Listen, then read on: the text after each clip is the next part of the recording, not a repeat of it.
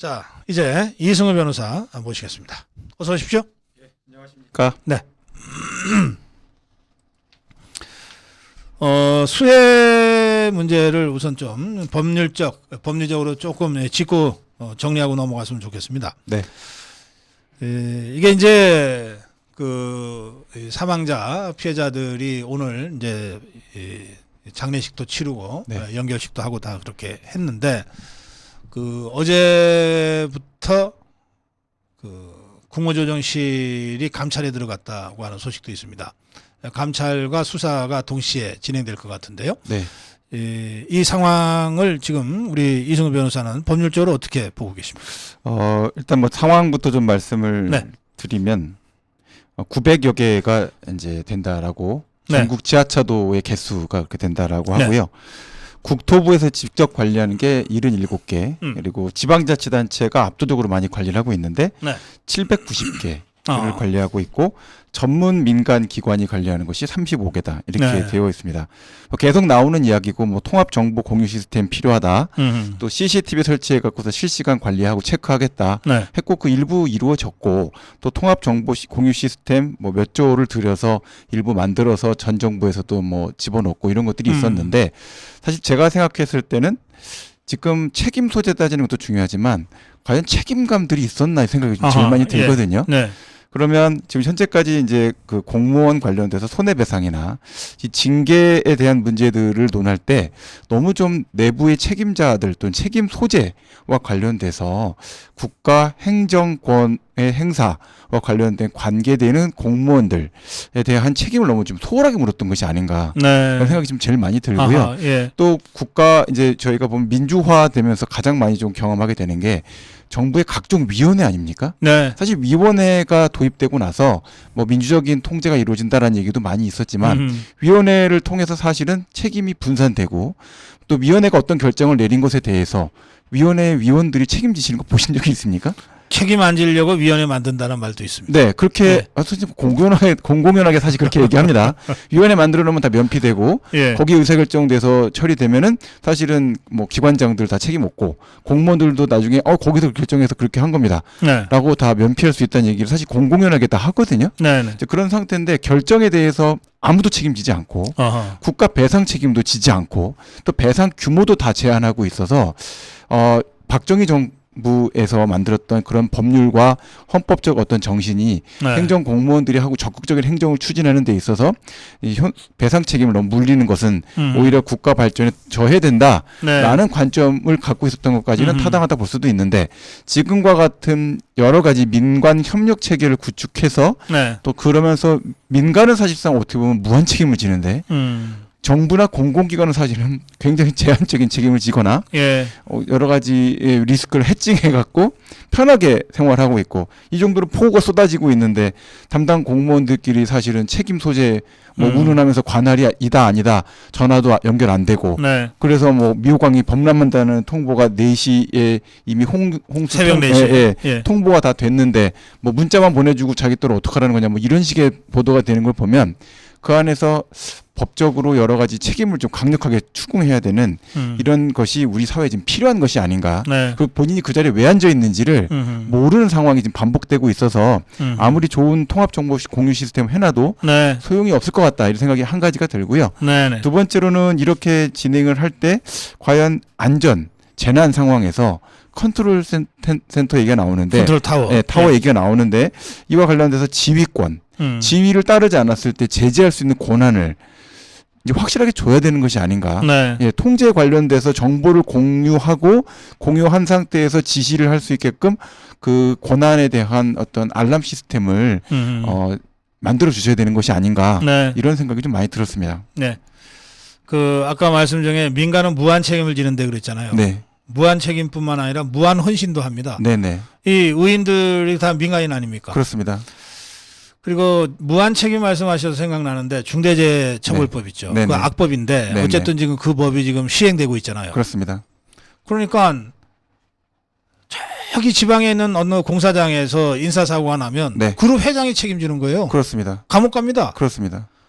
그런 정도로 민간에 대해서는 정말 온갖 재갈 다 물려놓고 예, 이 공무원들은 무슨 사고가 나도 책임지지 않고 끼케야 어디 한직으로 잠깐 가 있거나 예.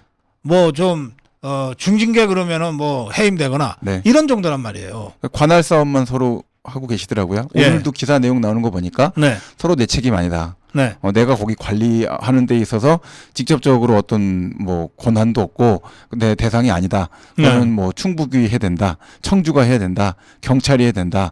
소방이 똑바로 안 했다. 네. 뭐 통보 문자만 보내주면 되냐. 전화도 해줘야지. 뭐 이런 얘기하고 있던데. 참나. 네, 이렇게 되니까 지금 문제가 되는 것 같고, 네. 제가 생각해도 행정 관련돼서 이제 공무원들이 뭐 박봉에 시달린다 이런 것들도 뭐 근거가 전혀 없는 얘기는 아니지만 네. 사실 권한을 지어줬을 때 권한을 행사를 제대로 못하는 것도 죄입니다. 제대로 권한을 행사 못한다는 건 어떤 문제가 있느냐? 네. 우리가 게임을 하거나 농구 경기 같은 걸 할 때도 보면 네. 앞에서 본인이 막아주기로 디펜스를 하기로 했는데 네. 그 약속을 안 지키고 본인이 디펜스 안 하고 엉뚱한 짓 하다가 다 놓치고 그러다 갑자기 공 날아올 때 확 피하면 뒤에 있던 사람 공 맞아야 되는 거 아닙니까? 그렇죠. 예. 그런 것처럼 이렇게 피봇을 걸거나 여러 가지 할 때 본인이 책임져야 될 자리가 있으면 네. 최소한의 책임을 져줘야죠. 근데 그런 것들에 대해서는 논의가 없고 서로 손가락질을 하면서 그거 내 책임 아니야, 네 책임이야, 네 책임 아니야, 내 책임인가? 뭐 이러고 있으니까 보는 입장에서는 보면 더 불안하고 네. 이거 진짜 앞으로 전국에 있는 지하철도 관련돼서 뭐 어떻게 할 것인지 충북은 사실은 관리하는 게 12개밖에 안 됩니다. 그래요. 예. 12개 관리하고 있는데 그거 중에 하나를 지금 관리가 못해서 이런 문제가 발생했는데 네. 다른 지방자치단체들은 과연 제대로 관리가 되고 있는 건지 아니면 운 좋게 피해 나간 건지 그냥 알 수 없는 그런 상태가 계속될 것 같다. 그게 알겠습니다. 걱정입니다. 네. 거기에다가 어쨌든 이 재난을 정쟁화하는데 아주 도 같은 게 저 중북 주사파들 아닙니까? 네네. 그러니까 이 수재가 나기 직전에 네. 그 오송 참사가 발생하기 직전에 네. 현장에서 정말 결단을 내려서 우크라이나를 갔다 왔잖아요. 그렇죠. 무박 3일로. 네네. 우크라이나로 가는 도중에 기차를 세워서 돌아올 수가 없잖아요. 그렇습니다. 어쨌든 그런데 저 종북주사파들이 수재로 이렇게 사람들이 죽어나가는데 대통령이 귀국을 연기했다. 컨트롤 타워가 없어졌다. 네. 이런 식으로 공격한단 말이에요. 네. 네. 그건 국회의원이 할 말은 아닌 것 같습니다. 왜냐하면 이 재난과 관련돼서는 지방에서 발생되는 여러 가지 네. 지방자치단체장이 또 있고 지방자치단체가 갖고 있는 여러 가지 재난안전 관련된 시스템이 있고요. 네. 또 소방안전과 관련된 시스템도 있고 경찰과 같은 시스템이 있습니다. 재해와 관련해서 사실은 슬프고 애도할 일이고 고통스러운 일이고 네. 그 과정에서 발생됐던 여러 시민들의 피해에 대해나 또는 돌아가신 분들에 대해서는 마음이 아픈 것은 정말 누구나 똑같은 생각을 다 갖고 있을 겁니다. 네. 근데 그 모든 일을 만기칠람해서 대통령이 다 수습을 해야 된다. 그런 사고방식은 사실은 조선왕조 시대에나 가능한 그런 사고방식 아니겠습니까? 네. 민주주의 국가에서 다양한 지방자치에 대한 자치정부를 구성하는 이유가 뭡니까? 자치정부에서 생명과 재산과 안전 지키라는 거 아닙니까? 그렇죠. 그럼 돈만 받아먹고 끝나라는 얘기입니까? 그럼 모든 책임을 정점으로 귀결시켜야 됩니까? 그런 형태의 사고방식 자체가 이와 같은 재난을 반복시킨다 저는 생각합니다. 알겠습니다. 네. 그런가 하면은 저 문재인 종북 주사파 정권 때 네. 그 전에는 이제 그 하천, 네. 강 네. 이런 걸 관리하는 게 그 수질은 이제 환경 문제니까 환경부가. 네. 그다음에 이게 수해나 재난 관련해서 또 수량을 어떻게 저 가둬뒀다가 방류할 거냐라고 하는 홍수 관리 네. 이런 거는 건설교통부에서 했거든요. 예, 예. 근데 이게 이제 서로 두 개의 부처가 물 하나 가지고서 네. 이래서 효율성이 없다 그러면서 합쳤는데 네. 환경부를 합쳐버렸어요. 네. 그러니까 환경부는 수질 쪽으로만 자꾸 이제 신경을 쓴 거죠. 그렇죠. 이제 그래서 이번에 이 비가 쏟아지고 제방이 무너지고 뭐 범람을 하는 이 수재 재난 방지 쪽으로는 환경부가 뭐 그거 경험도 없고 네. 노하우도 없잖아요. 네네. 그래서 이런 문제가 발생했다는 지적이 있습니다. 그 괴산댐 관련해서도 네. 이야기를 좀 들어보면 네. 저도 뭐 자세한 내용은 다 보도가 된 게 아니니까 모르는 네. 부분이 있고 제 생각으로 말씀을 드리면 네. 충분히 예전 같으면 비가 많이 온다. 라고 예보하게 되면 사실은 방수를 많이 해서 네. 댐을 비워놓는 형태로 그렇죠. 예. 준비를 많이 했다는 얘기를 뉴스에서 보도도 하고 그렇습니다. 예. 다양한 형태가 있었는데 어떻게 댐이 그렇게 문제가 생길 정도로 네. 상황을 그대로 방치해놨는지가 저는 되게 궁금했었거든요. 네. 근데 그러고 보니까 환경부가 그걸 컨트롤을 네. 했었구나. 예. 그러면은 전체적으로 재난 관리할 능력이 환경부에 있을까? 예. 환경부라는 거는 사실 누적적인 환경 피해를 주로 그렇습니다. 컨트롤하는 곳이고 일시적인 집중호우나 어떤 극한의 호우 상태나 이런 상황을 컨트롤할 수 있는 그런 부서는 아닙니다. 그런 이제 홍수통제관리소는 네. 건설 국토교통부 네. 산하기구로 그동안 쭉 활동을 했거든요. 네. 그리고 예. 거기다가 이제 우리나라의 여러 가지 그 디지털 정보 관리와 관련해서 가장 큰 지적을 받는 게 뭐냐면 네. 각각의 부서들의 그런 웹이나 디지털 정보에 대한 데이터베이스는 잘 구축이 돼 있는데 서로 호환이 안 된다. 그래요. 예. 네. 건너로 전달이 안 되기 때문에 네. 격벽에 갇혀 있어서 정보가 다 고립돼서 아하, 예. 죽어 나간다. 그러니까 결국은 환경부가 국토부의 여러 가지 정보 데이터 같은 것들을 쉽게 접근할 수도 없고 또 그걸 정작 제공해 준다고 하더라도 그 방대한 데이터를 예. 관리하고 통제할 만한 능력이 전혀 없는 상태에서 이와 같은 재난적 상황을 맞이하게 됐으니까 결국 그렇게 만들어 놓은 분들이 충분히 의사소통도 안 해봤고 생각도 하지 않았고 그냥 편한 생각으로 접근했다. 네. 만연한 생각으로 접근했다. 그러니까 그렇게 된다면 사실은 그는 중대한 과실이 있는 정책 결정이다라고 네. 밖에 볼 수가 없겠죠. 그렇습니다. 그래서 지금부터라도 수장관리 취소 권한을 국토교통부로 다시 돌려줘야 한다. 네. 뭐 이런 주장들이 이번 참사를 계기로 해서 다시 나오고 있는데 이 문제는 윤석열 정부 차원에서 범정부 차원에서 업무 조정을 다시 하거나 하는 방식으로 처리를 해야 될 것 같습니다. 네네. 자, 그렇고요. 이제 여러 가지 사건 사고 말씀을 좀 제가 좀 질문드리겠습니다. 네. 그저 박원순이의 유족 측 변호사 네. 이자도 뭐 성추행 혐의를 받고 지금 뭐 수사받고 있다 그러던데. 네. 정철승인가요? 네. 하여튼. 강제추행 사건으로 예. 예. 조사받고 계시더라고요. 근데 어쨌든 뭐 그거는 또 그 사람 문제고. 네네. 이자가 박원순이가 자살했을 것 같지가 않다. 네. 타살 의혹을 공개적으로 제기했거든요. 네. 우선 이 사람의 문제 제기에 대해서는 어느 정도 신빙성이 있는지 그리고 이 사람이 왜 이 시점에 이 주장을 하는지 예. 좀 설명 좀 해주시죠. 제가 생각하기에는 시점으로 보면은 사실은 아무도 궁금하지 않은 시점에 그렇죠. 별로 갑자기 궁금해하지 않았어요. 뜬금없이 예. 문제를 제기를 해서 네, 파장을 일으키는 형태가 된 것 같고요. 네, 이런 이야기를 꺼내실 거였으면 사실은 초반에 꺼내셨어야 되죠. 그렇죠. 네. 근데 한참 시간이 지나고 음. 그냥 제가 생각하기에는 이분이 총선 나오시려고 그러나 이런 생각이 좀 들었습니다. 네.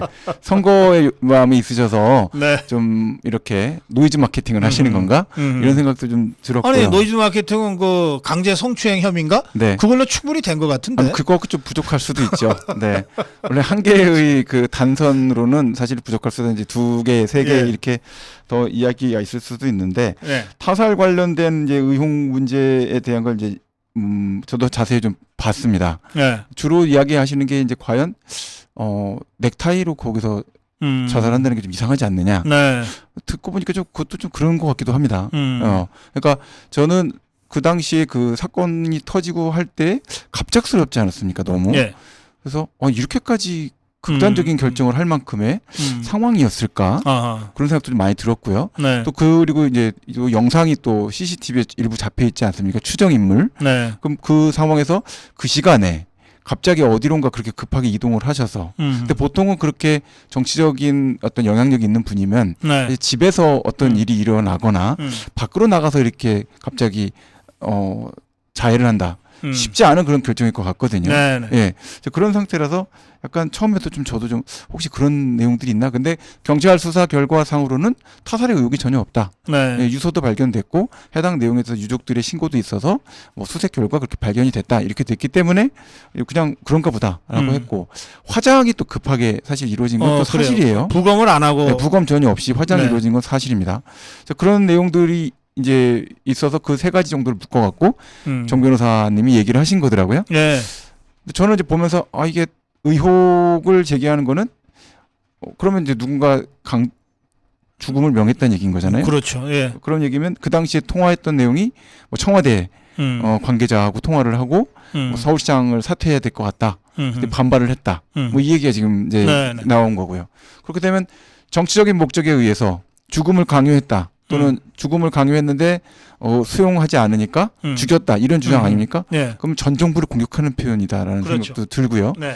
전 정부와 관련된 정치권과 관련된 이야기가 되는 것 같고 이와 관련된 이야기가 나갔을 때는 사실은 타겟이 되는 것은 지금 현 여당은 전혀 타겟이 될 것 같다 생각은 전혀 안 들고 그렇죠. 예. 현재 야당인 민주당의 내부적인 이제 권력 다툼과 관련된 어떤 저격인가? 또는 민주당 문재인이하고 그 부하들. 네. 네. 그렇게 된다고 한다면 지금 이야기 나오는 것은 이건 저도 완전히 이건 이제 찌라시 계열에서 나온 이야기들이니까 얼마나 믿어야 될지 모르겠지만 조국 지금 그 교수하고 문재인 전 대통령하고 뭐 이렇게 세 분이 이낙연 전 대표 이렇게 해갖고 반명으로 해갖고서는 뭐 신당을 만들고 그래서 총선을 나갈 수도 있다 뭐 이런 보도들이 나오는데 네. 이를 저격하기 위한 아하. 것이 아닐까. 근데 그것도 또 좀 이상한 게 그렇게 돼갖고 결국 이익을 보신 분은 그러니까 보통 우리가 이제 역사적인 뭐 소설 중에서 뭐 소설 36개나 이런 책들을 네네. 보면 이제 주로 계략 중에 타초경사 그 풀을 두드려서 그래요. 뱀이 튀어나오게 나온다. 그때 튀어나오는 뱀이 뭐냐? 누가 이익이 있는지를 살펴본다. 이익을 갖고 공격했을 때 튀어나오는 뱀이 뭐냐? 누가 움직이느냐? 이걸 본다라고 했는데 사실은 그 당시에 박원순 그 전 시장이 돌아가시고 나서 가장 크게 이익을 본 사람은 사실은 이재명이죠. 그렇죠. 정치적으로 네. 그렇죠. 유력한 경쟁자가 없어진 거예요. 대권 주자에. 그러면 이제 문재인 대통령을 위해서 지금 이 네. 얘기를 꺼낸 것인가? 네. 뭐 이런 생각도 좀 들었습니다. 네. 그래요. 알겠습니다. 네. 이 정철성이라는 사람의 말을 다 믿을 수 있는지는 또 다른 문제고요. 완전히 다른 문제죠. 예. 그리고 어쨌든 이 사람이 몇 가지의 정황을 가지고 지금 타살 의혹을 제기한 거거든요. 그렇습니다. 직접 물증을 낸 건 아닌데. 전혀 아니죠. 네. 그런데 일반적인 상식과 상례에 비춰볼 때 이 사람이 제기한 의혹이 또 아주 아무 엉터리다 이것도 아니에요. 터무니없는 소리는 아니다 예, 생각합니다. 네. 나름 그렇게 볼 수도 있겠네. 네네네. 예. 그런데 왜 이 시점에 이 사람이 이런 얘기를 이제 이렇게 되니까 그 이후에 뭔가 정치적인 맥락이 뭐가 있을까 이렇게 되는 것이고요. 그렇습니다. 지금 그런 정도로 이제 우리 이승우 변호사가 추정을 하신 거니까 네. 예, 그 부분 그럴지 안 그럴지 이 사람은 공개적으로 주장을 했고 그냥 이걸로 끝날 것 같지 않거든요. 그렇습니다. 그러니까 조금 더 지켜볼 필요가 있겠습니다. 네네. 자, 다음으로 가보겠습니다. 사드 환경평가를 고의로 지연했다는 의혹이 제기됐는데 예. 그것과 관련해서는 몇 가지 팩트도 지금 확인이 되고 있는 상황이거든요. 네네. 이것은 법리적으로 어떤 문제가 있습니까? 이건 결국 뭐 직권남용 권리행사 방해가 되겠죠. 아하, 예. 그래서 전 정부가 지금 제일 많이 하면 안 된다라고 해서 적폐 수사할 때 네. 가장 많이 문제 삼았던 것이 직권남용 권리행사 방해였거든요. 네. 그러니까 박근혜 정부 네. 분들을 상대로 해서. 근데 사실은 더한 문제들을 많이 만들었고 네. 사실 법 절차 다 무시하고 해당되는 사안 관련해서 분위기로 누르고 네. 말로 누르고 또 하지 못하게끔 하고 해야 될 절차도 진행하지 못하게끔 지연시키고 네. 이런 형태의 일들을 계속 만들었던 거고 지금 네. 말씀하신 것처럼 사드 관련돼서 환경평가도 진행을 해야 된다라고 하는데 환경평가 진행되고 나면 문제 없을 거다. 라고 결론이 나올 거 아닙니까? 그렇죠. 그렇게 예. 되면은 여태까지 했었던 주장 관련돼서 여러 가지 복잡한 문제가 생길 것 같으니까 네. 환경 영향 평가도 못하게 고의 지연을 계속 시킨 거죠. 네. 그렇게 된 문제는 결국은 뭐 권리행사를 직권 남용을 해서 권리행사 방해한 그 형태의 문제가 될 것이고 네. 사실 이와 관련돼서는 좀 형사처벌과 관련된 문제들도 우리가 좀 고민을 해볼 필요가 있는 것 같습니다. 네. 지금 보면 선거를 통해서 여러 그 행정조직, 지방행정조직도 교체가 되고 예. 중앙행정조직도 교체가 되는데 그와 관련돼서 어떤 핵심적인 보호와 관련된 절차나 또 권한행사 관련돼서는 그것이 정상적으로 계속 작동할 수 있게끔 만들어줘야 되는 네. 이걸 위반했을 때 어떻게 이것을 사회적으로 법익상으로 보호를 시킬 것인가에 대해서도 좀 뭔가 결단이 좀 있을 필요가 있다고 생각합니다. 그러니까 제 얘기는 형사처벌 규정이라든지 아니면 그와 관련된 징계 규정 같은 것들을 좀 만들어야 되지 네. 이렇게 계속 앞서서 뭐 이 오송 지하차도 궁평 제2 지하차도 침수됐을 때 서로 관할 싸움하면서 사실은 다 싸잡아서 다 그냥 공모자로 처벌해도 시원찮을 판인데 아하, 예. 그거를 그렇게 나누는다든지 네. 또는 환경평가 같은 것은 당연히 절차가 진행될 수밖에 없어서 그거는 정권 차원에서 막고 이렇게 하는 문제가 돼서는 안 되고 그렇죠. 공개적으로 사실은 문제에 대해서 해결할 수 있게끔 둬야 되는 것인데 네. 그걸 강제적으로 자기 입맛에 맞지 않는다. 그러니까 무슨 밥맛 없다고 이거 나 먹기 싫어요 밥 투정하는 것처럼 맞고 이렇게 되는 형태로 네. 국정이 운영되는 형태가 되는 거 아닙니까? 그렇게 되는 것은 안정성을 해치게 되고 네. 국가 전체로도 국정 동력을 상실시키는 이런 여러 가지 퇴행적 문제를 만들 수가 있으니까 네. 이 점에 대해서는 지금 현재로서는 확인을 하고 조사나 수사가 이루어지고 또 감사원에서도 감사를 아마 제 생각에는 더 추가적으로 하게 될 가능성도 있고 이 절차를 통해서 법적인 책임도 물을 수 있는지 또 법적인 책임 자체에 대해서 어떤 식으로 정리를 할 것이며 이것에 대해서 어떻게 제도화해 나갈 것인지까지도 같이 검토가 될 사안인 것 같습니다. 알겠습니다. 지난번에 검찰이 50억 클럽의 박영수에 대한 구속영장을 청구했는데 다 기각이 됐잖아요. 네, 양재식인가 하는 그자도. 네네, 그렇죠.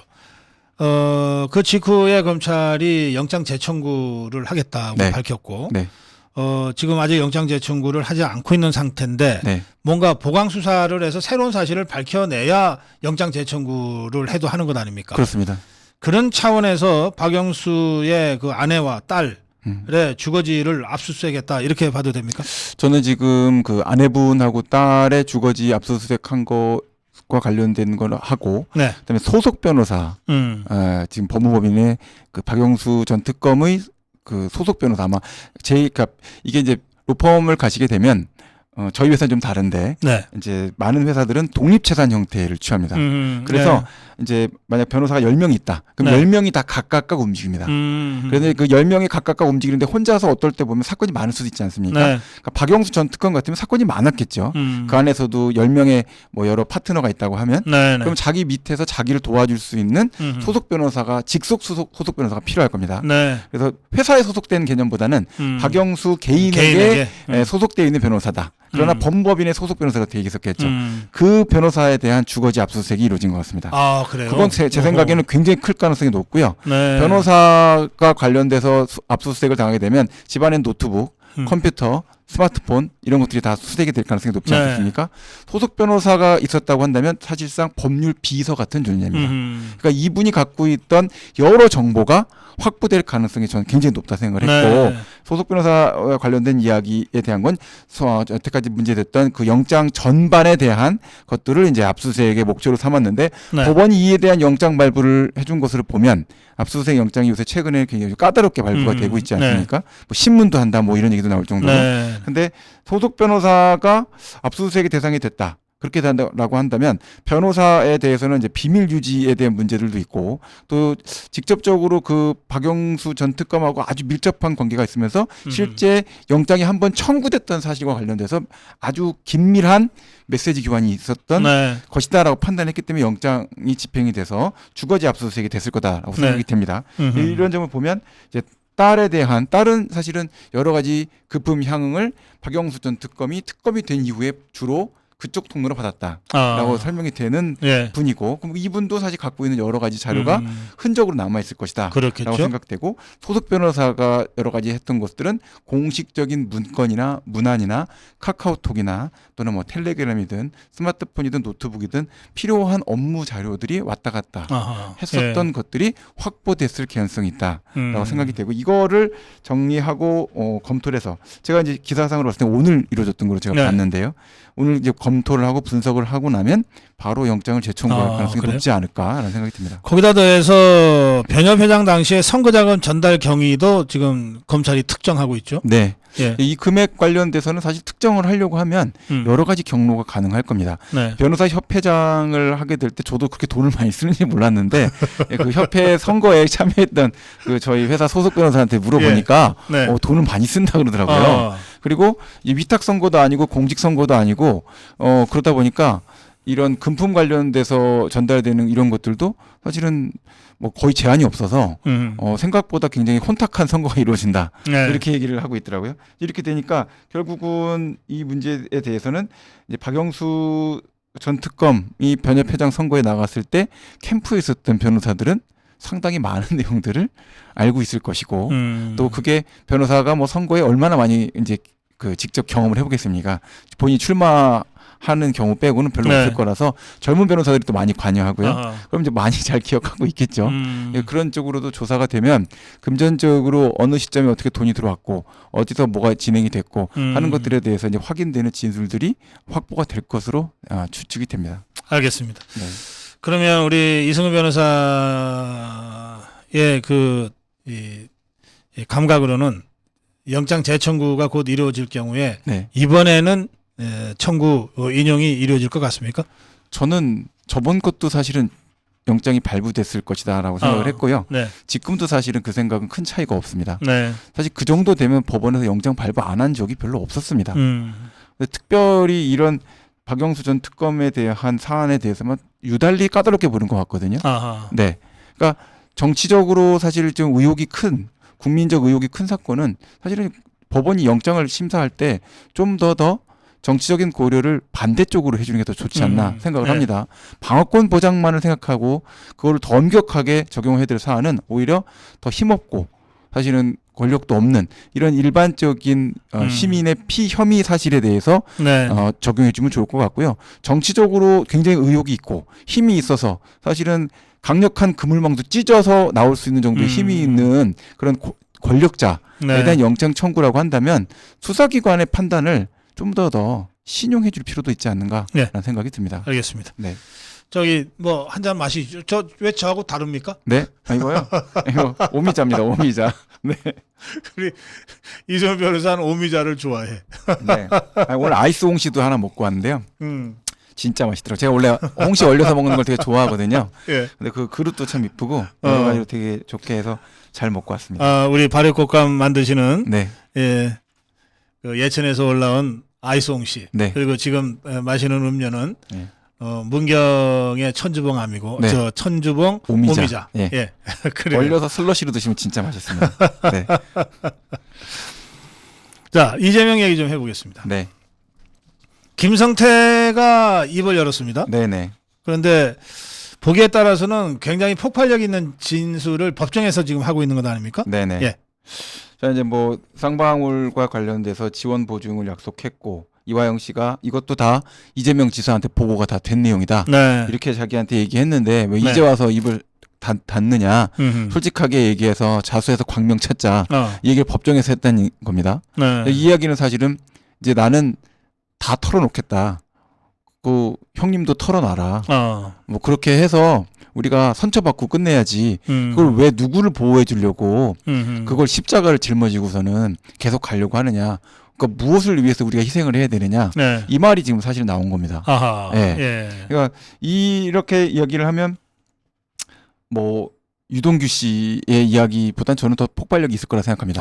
왜냐하면 유동규 씨는 자기 돈을 쓴 게 없지 않습니까? 그러네요. 그렇죠. 예. 근데 이 김성태라는 사람은 사실 자기가 여태까지 만들어놨던 모든 것을 다 던지는 발언이거든요. 그렇군요. 예. 그러니까 훨씬 폭발력이 있을 거라고 봅니다. 네. 그리고 이 내용 관련돼서 본인이 이런 이야기를 꺼내는 것이 법정에서 여태까지 뭐 많은 이야기를 꺼냈고 많은 수사를 동원했던 그런 스타일이 아니지 않습니까? 네. 그냥 뭐 이다 아니다 하자 말자 뭐 이런 식으로 말했던 거라서 참다 폭발했다. 네, 말 자체가 굉장히 직선적이고 네. 별로 그렇게 많이 해석할 만한 내용이 없는 형태로 아하. 근데 들으면 굉장히 충격적인 표현이 나가는 것 같아서 네. 이렇게 된다고 한다면 이화영 전 부지사의 경우에도 상당히 고민을 할 수밖에 없을 것 같고 제가 변호사라고 한다면 이화영 전 부지사의 그 여러 가지 입장에 봤을 때 네. 아니 공범자 중에 핵심 공범이 이렇게 진술을 할 때 질문을 제가 받게 될 거 아닙니까? 네. 이거 내가 무죄 받을 수 있겠소?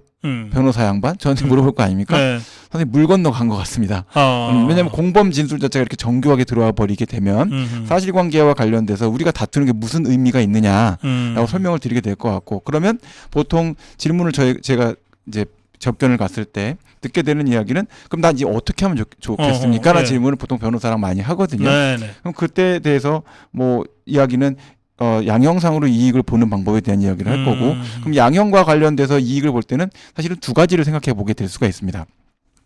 첫째로는 검사 구형도 사실은 고민스러운 부분이 있죠. 예. 검사 구형 자체가 적정하게 어느 정도 수준을 맞춰주면 사실 재판부도 부담 없이 판결을 선고할 수가 있어요. 그러네요. 예. 네, 근데 구형을 엄청 높게 네. 법정 최고형 해주십시오. 이렇게 예. 했는데 법원이 그걸 다 무시하고 집행유예 이럴 수는 없거든요.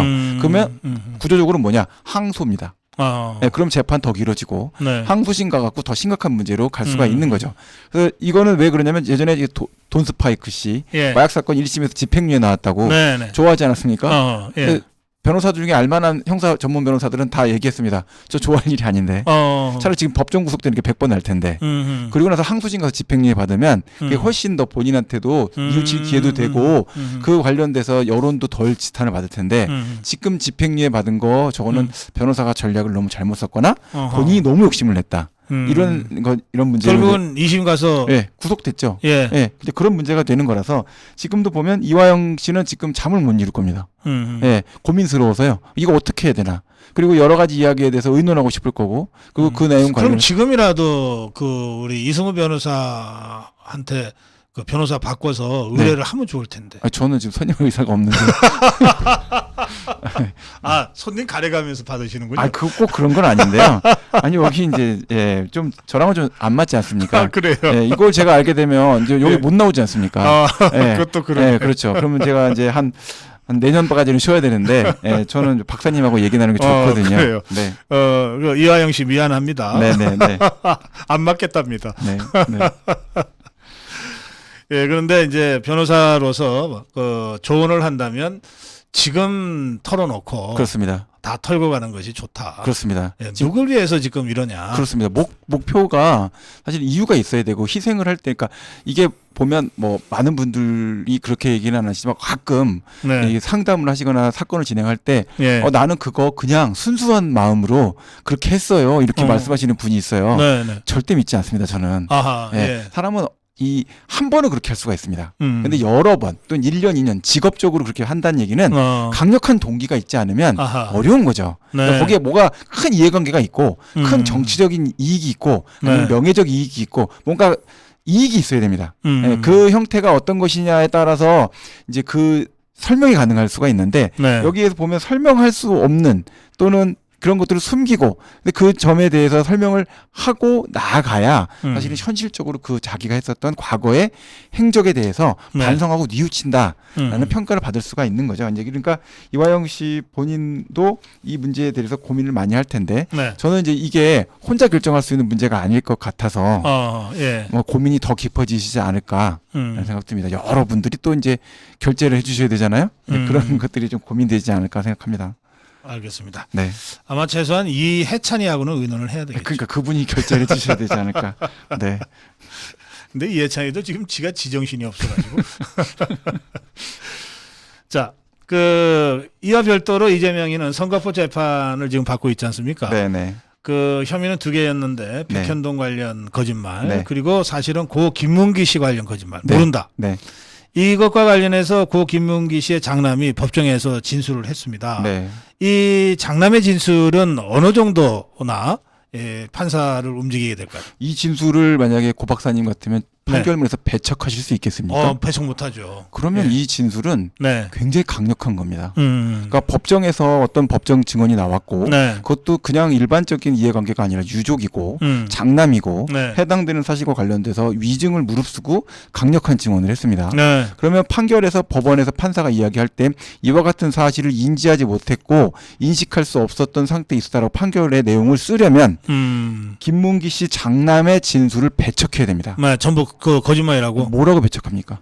신빙성을 뭘로 탄핵할 겁니까? 탄핵할 방법이 저는 없을 것 같습니다. 아하, 예. 그렇기 때문에 이 증언 자체는 굉장히 강력한 증언이 될 것이다라고 보이고 네. 그리고 그 김문기 씨 장남이 나와서 법정에서 이런 진술을 하는 그 증언과 태도, 분위기 이런 것들을 재판부가 강렬하게 받았을 가능성이 높기 때문에 네. 이와 관련돼서 여러 가지 주장을 하더라도 재판부의 귀에는 사실 이 유족의 장남 김문기 씨의 장남이 했던 말이 계속 뇌리에 메아리 칠 겁니다. 이런 형태의 재판은 계속 진행이 될 테지만 이 장남의 진술이 법정에서 진행되는 동안에 네. 이재명이는 그냥 책상만 쳐다보고 있었다고 그러더라고요. 어디 볼 데가 없었나 보다. 네. 차마 그 장남을 똑바로 쳐다보기 어려웠던 것 같아요. 그랬을 수 그러니까 있겠습니다. 제가 그 장면을 보니까 이재명이도 사람이구나 그 생각이 들더라고요. 그럼요. 사람이. 저는 사람이 아닌 줄 알았어요. 아이, 그럴 리가 있겠습니까? 네. 그럼요. 사람입니다. 네. 네. 자, 이제 다음 문제로 가겠습니다. 그런데 여기 원희룡 갤러리님이 원희룡 길막 논란도 논평해 주세요 하셨는데 제가 이게 논평을 했는데요. 이것은 지금 정복 주사파들이 기승전 김건희 여사 하듯이 기승전 원희룡 공격하고 있거든요. 네. 그러니까 사실은 팩트는 그거 아닙니까? 원희룡 장관이 궁평 이 지하차도 현장에 갔는데 기자들이 몰려들었어요. 네. 이게 기자들에 둘러싸여 가지고 뒤에서 뭐 레커차가 오는지 그 알 수 없는 상황이어서 그런데 그런 상태에서도 원희룡 장관이 워낙 현장감이 뛰어나니까 지금 여기가 수재 현장인데 내가 길게 여러분하고 인터뷰할 수 없다. 짧게 하자. 예, 예. 했는데 마침 몇 초 후에 뒤에서 보좌관이 지금 레카차가 오고 있습니다. 비켜주셔야 바로 비켰다는 거거든요. 네. 이게 이제 이 사건의 팩트예요. 네. 그런데 이걸 가지고 저 종북 수사파들이 일제히 기승전 원희룡처럼 원희룡이 그 수재 현장에서 길을 막고 레카차가 출입을 못하게 길을 막고 자기 선전을 위한 인터뷰를 길게 했다. 네. 이렇게 지금 이제 이 괴담을 퍼뜨리고 있거든요. 네. 예, 논평 안 하셔도 예. 될 것 같습니다. 제 그래서, 생각인데. 예, 이 부분은 제가 팩트 체크도 하고 저 논평도 했기 때문에 그냥 넘어가도 되겠습니다. 네, 네. 자, 이제 마지막 주제가 스토킹 처벌법 개정안 네. 반의사 불벌죄 규정 예. 문제인데요. 이 문제가 어떤 문제인지 네네네. 좀 사건 설명을 좀 예로 들어 하시면서 좀 네네. 해주시면 좋겠습니다. 그 기억을 하실 분들이 많으실 텐데요. 네. 그 전주환 씨가 이제 신당역에서 아하, 그 지하철 그 근무하고 있었던 동료 네. 여직원이 자기하고 교제해주지 않는다 이런 문제로 이제 스토킹을 하다가 네. 9년형을 구형을 받고 형사처벌을 받게 되는 이제 전날 또 다시 찾아가서 아하. 살인했던 사건이 그래, 있지 않습니까? 쫓아가서. 네, 쫓아가서 이제 그 사건이 이제 진행되고 나서 그러고 나서도 사실 국가적으로 보면은 전체적으로 이제 이별 폭력이라고 해서 헤어지는 자유가 없는 거죠. 아하, 내가 예. 더 이상 만나고 싶지 않고 더 이상 이 관계를 유지할 수가 없다라고 판단을 해도 헤어지지 못하는 상태로 네네. 이별을 받아들이지 않고 강제적으로 붙잡고 있는 이런 문제들이 계속 발생되고 네. 또 헤어지지도 않았고 서로 특별한 관계도 없는데도 불구하고 네. 계속적으로 연락을 하면서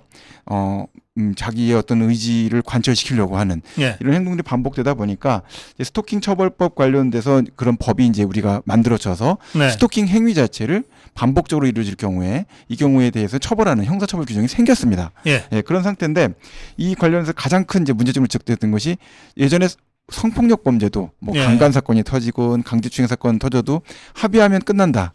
이런 시대가 있지 않았습니까? 그게 그래요, 불과 그래요. 박근혜 정부 그때까지 있었던 아하, 제도인데 예. 친고죄라고 했었습니다. 네, 고소를 네. 해야지만 처벌한다. 아하. 고소하지 않으면 처벌하지 못한다. 그것도 합의- 피해자가 네, 예. 합의가 됐으면 사건은 경찰은 개입할 수 없고 사건을 바로 종결해야 된다. 음. 이렇게 했었던 시스템이었는데 반의사 불벌이라는 것도 똑같은 겁니다. 처벌을 원하지 않습니다라고 하면 모든 게 다 끝나는 거죠. 예. 그렇게 되니까 2차 가해 문제가 계속 생기는 겁니다. 그러니까 그러면 이제 가해자가 네. 피해자한테 합의해줘. 처벌하지 않겠다, 처벌을 원하지 않는다고 한 장 써라. 네.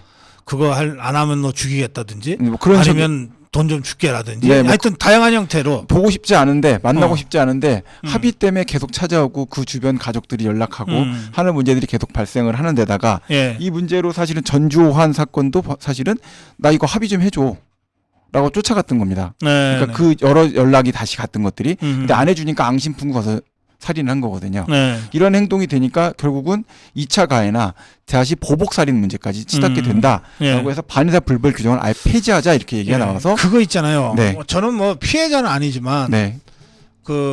이런 경우가 있었어요. 제가 택시를 타고 뒷좌석에 앉아 갔는데 뒤에서 차가 받았어요. 네. 그러니까 제가 돌아봤는데 보니까 운전자가 음주 상태였던 것 같아요. 잽싸게 옆에 조수석에 앉았던 친구랑 바꿔치기를 하더라고요. 네네네. 그걸 제가 봤어요. 예. 그래 이제 저는 뭐 어쨌든 저 피해자니까 예, 예. 경찰서에 같이 갔습니다. 그래서 저는 제가 본 얘기를 하려고 그랬는데 이 자기들이 바꿨으니까 예. 자기들이 먼저 막 조사를 받더라고요. 예. 친구가 자기가 운전했다 그러고 예. 막 그러더라고요. 그래서 예. 제가 경찰관한테 얘기했어요. 내가 목격했는데 예. 둘이가 바꿔치기 했다. 네, 네. 그렇게 해서 이제 사건이 바로잡아졌어요. 네. 그러니까 이제 둘이는 자꾸 우기더라고. 예. 원래 운전했던 자는 자기는 안 했다 그러고 친구를 위해서 자기가 운전했다고 한 사람 내가 운전한 게 맞아요. 자꾸 이러는 거예요. 예. 예. 그 상태에서 제가 그 자기 친구를 위해서 뒤집어 쓰겠다는 친구한테 너 이러다가 진짜 문제가 되면 너 평생 전과 달고 다녀야 된다. 그리고 제가 설명을 했어요. 예, 예. 야단도 치고. 예, 예. 그리고 나서 이제 어쨌든 바로 잡아줬는데 네. 이제 제가 유일한 목격자 아닙니까? 네. 그러니까 이 바꿔치기 했던 친구가 자꾸 저한테 연락을 오는 거예요. 예, 예, 예. 근데 뭐 저를 협박하고 그런 건 아니고 네네네. 뭔가 좀 선처를 좀 요청하는 탄원서 같은 걸 좀 써주시면 안 되겠냐. 근데 협박하는 건 아니지만 연락 오니까 이게 짜증이 나더라고요. 네. 아니 나는 이미 잊어버리고 싶은 사건인데 네. 그래갖고 2번, 3번 오길래 그냥 귀찮아서 야 와라 그러면 그래서 네가 뭘 써달라 그러는 거냐 선처하겠다고 선처 해주면 좋겠다고 써서 줬어요. 네네. 그러니까 저같이 아무 이해관계도 없고 이런 사람도 그 사건 관계자가 2번, 3번 연락을 해오는 것만으로 예. 이게 일종의 스트레스가 생기는 거예요. 네네네. 근데 그것도 아니고 예. 예컨대 이 피해자가 예. 뭐 성추행이라든지 네. 성폭력 관련 피해자라든지 또는 네. 폭력 관련으로 두들겨 맞은 사람이라든지 네네. 뭐 이런 사람이 가해자가 찾아온다, 전화를 해온다. 네. 이거는 진짜 이거는 막 나이트메어죠. 그렇죠. 악몽 같은 상황인 거예요. 맞아요. 그러니까 말씀하신 대로 이 반의사불벌죄라든지 또는 친고죄 같은 것들은 네. 이 피해자에 대한 어떤 고려도 하지 않은 그야말로 눈높이가 이 가해자한테 맞춰진 네. 그런 그 잘못된 법들이었던 거예요. 네네네. 예. 네.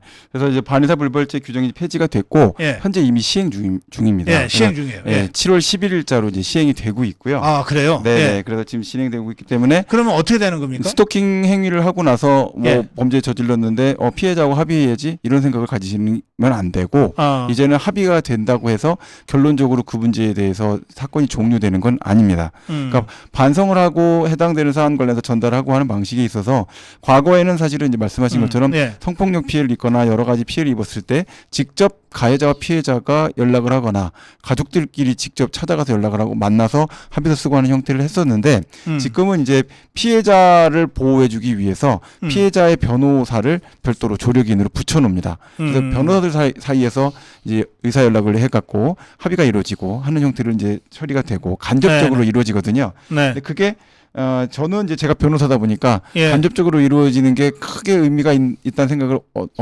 많이 못했다가 실제 사안 자체를 이제 저도 조금 고민해 볼 수 있는 상황들이 생길 때 제 사정을 좀 이입해서 생각을 해보니까 직접보다는 간접적으로 의견이 서류가 왔다 갔다 하는 게 훨씬 안정감을 느낄 수 있겠구나. 예. 그리고 그런 서류가 넘어왔을 때 네. 변호사를 통해서 전달받으면서 의논도 할 수 있게 되면 훨씬 편하지 않을까. 알겠습니다. 네. 예. 예, 이제는 스토킹 하면 그 피해자하고만 잘 합의하면 처벌 안 받는 시대는 끝났다. 끝났습니다. 예. 설사 피해자가 처벌을 원치 않더라도 스토킹 범죄로 확인이 되는 순간 어쨌든 형사처벌로 들어간다. 그렇습니다. 양형에는 뭐 조금 영향을 줄지 몰라도. 그렇습니다. 네. 자, 지금 댓글로 우리 최윤경 님이 이게 다급하셨는지 슈퍼챗 하시면서 메시지를 올리셨는데 네. 좀 즉답을 해 주시면 좋겠어요. 네. 박사님 도와주세요. 청담동 술자리 의혹 기사에 예. 댓글을 달았다가 그러니까 예. 비판 댓글을 다신 것 같아요. 네네네. 뭐 잘하신 건데 예. 법원으로부터 소장을 받았습니다. 네. 난생 처음이라 겁도 나고 분하기도 하고 어찌 해야 될지 모르겠어요. 변호사님의 조언을 좀 들을 수 있을까요? 법원에서 어떤 소장을 받았는지를 알아야 제가 설명을 드릴 것 같은데, 네. 뭐 명예훼손 관련된 내용일 것 같긴 한데, 예. 구체적으로 그 공소장 자체의 내용이 어떤 건지를 제가 알아야 예. 말씀을 좀 드릴 수가 있을 것 같고요. 예. 일반적인 이야기로 그냥 드릴 수 있는 예. 내용은 안 될 것 같아요. 왜냐면 그게 사실은 뭐 정확하게 어떤 부분을 어떻게 해서 검사가 기소를 했는지 그걸 제가 알아야지 정확하게 설명을 드릴 수 있을 것 같고 네. 일반적인 내용으로 그냥 설명을 드릴 수 있는 부분은 아닐 것 같습니다. 소장이라고 하는 것은 기소장을 얘기하는 네, 겁니까? 공소장 말씀하시는 것 같아요. 그러면 사전에 조사도 안 받고 기소장을 그게 처벌할 수 그게 있습니까? 아니라고 한다면 명예훼손 관련돼서 손해배상 청구가 들었다는 얘기가 될 텐데 네. 그 손해배상 관련돼서 청구해서 들어오려고 한다면 피고 특정 자체를 민사소송에서 쉽게 하기가 어렵거든요. 그러니까 지금 제 생각에는 형사고소가 이루어져서 소환 통보를 받으신 건지 네. 아니면 법원으로 나오라는 얘기가 알겠습니다. 나왔다면 네, 그거는 좀 정확하게 좀 말씀을 그러시면 예, 예. 저 최윤경님 지금 방송 보고 계실 테니까 요 방송 끝난 다음에요. 고성범 본부장 전화번호 있죠. 3010. 이 3010으로 바로 전화를 해 주시면 좋겠어요. 우리 이승우 변호사가 방송 끝나고는 또 빨리 들어가셔야 되기 때문에 여기 오래 계시기는 어려운데 고성범 본부장 전화로 통화를 하시면 이승우 변호사를 바꿔드릴게요. 네. 그래서 지금 받으신 소장의 내용을 알아야 네, 그렇습니다. 정확하게 법률적 조언을 드릴 수 있다 그러니까 네네. 그렇게 연락해 주시면 좋겠습니다. 네. 자, 오늘 시간이 아주 숨가쁘게 여러 가지 현안들을 짚어봤습니다. 마무리 한 말씀 해주시겠습니까? 네. 저는 요번에 그 한겨레 신문을 이제 일부러 보고 있거든요. 아, 예. 오늘 가져왔는데요. 그 슬라보이 지젝이 이제 쓴 그 글이 너무 네. 멋있어서 음. 사실은 이 글을 잘라서 가지고 왔습니다. 음. 좌파도 네. 법과 질서를 구호로 삼을 수 있어야 된다. 아하, 예. 예. 근데 이거 이렇게 못하는 것이 네. 좌파의 아주 큰 한계고 좌파 여러 가지 이런 시위, 폭동, 네. 뭐 여러 가지 그 국가와 관련된 다툼의 방식이 결국은 가난하고 힘들고 힘없는 일반 대중을 공격하는 태도가 돼서는 안 된다. 네. 이런 내용이 돼서 네. 결국 우리나라에서도 지금 보면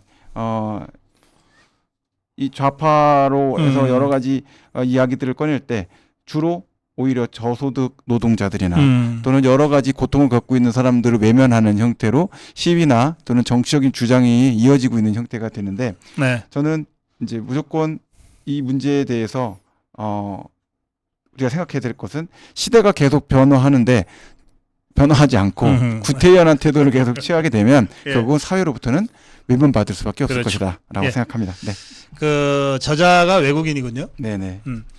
그 저자의 문제의식은 충분히 공감이 되는데 네. 저 부분은 아마 서구의 좌파를 생각하신 것 같아요. 네네.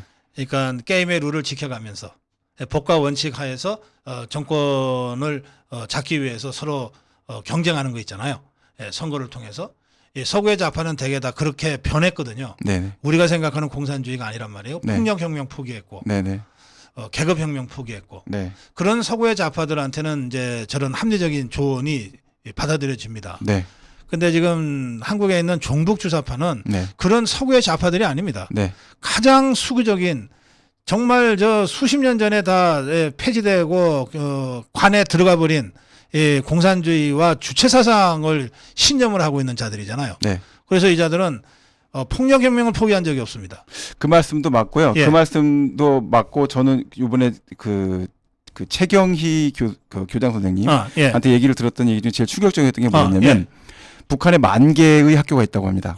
초중등이 학교가 10,000개가 있는데 국가 교육 예산이 0이기 때문에 예. 200개 학교만 예산을 지원해주고 나머지 9,800개는 예. 예산 없이 예. 자생, 세외 수입으로 학교를 운영하고 있기 때문에 북한이 학비를 못 내는 학생은 학교를 못 간답니다.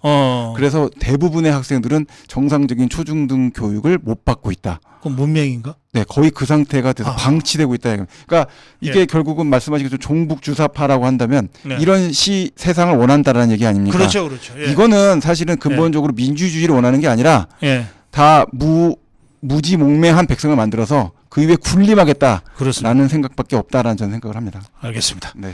자, 마무리 말씀까지 들었습니다. 여기 최윤경님 지금 고성공 본부장한테 전화하시고요. 여러분들이 함께 걱정해주고 계시네요. 침착하게 대응하세요 하고 하시는데 저도 한 말씀만 드릴게요.